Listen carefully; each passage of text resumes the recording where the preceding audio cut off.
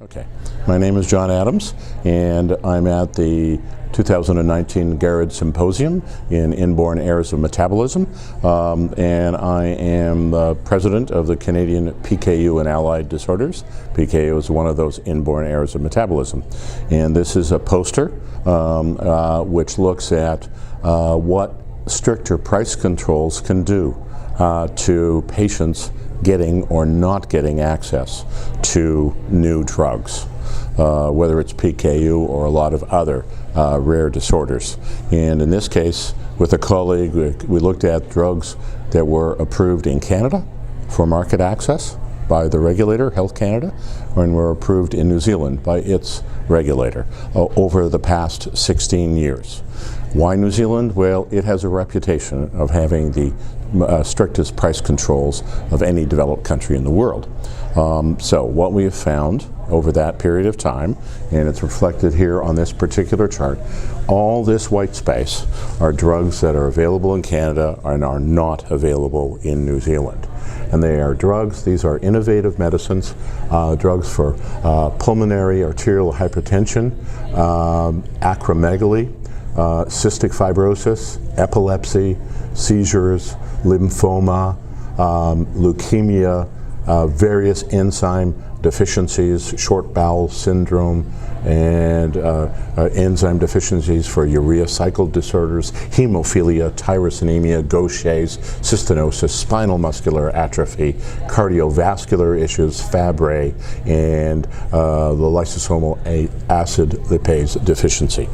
Not available. That means if you have one of these diseases in New Zealand, you suffer and you die prematurely. You don't have access to this life-altering medication, and you're subsidizing the healthcare system by suffering and dying prematurely.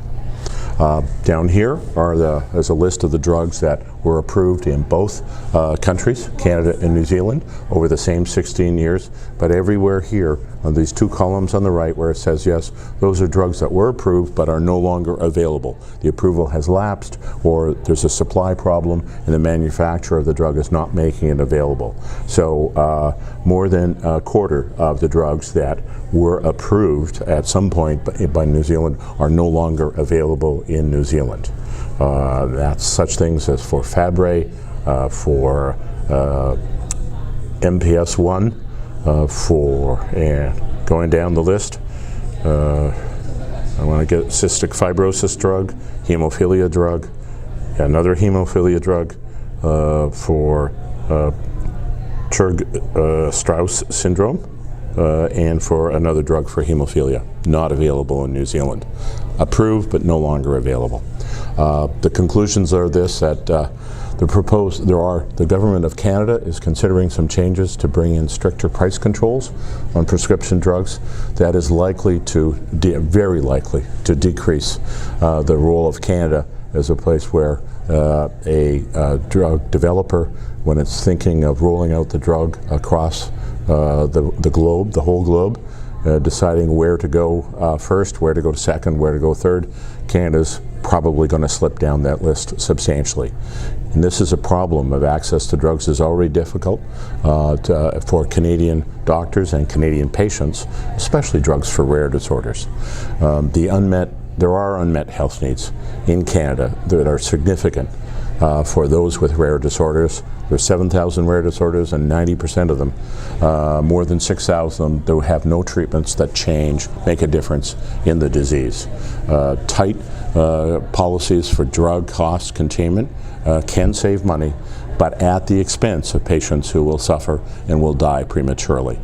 To save money. The real subsidy of the Canadian healthcare system is by patients who don't have access to life-changing therapies. It's quite sad.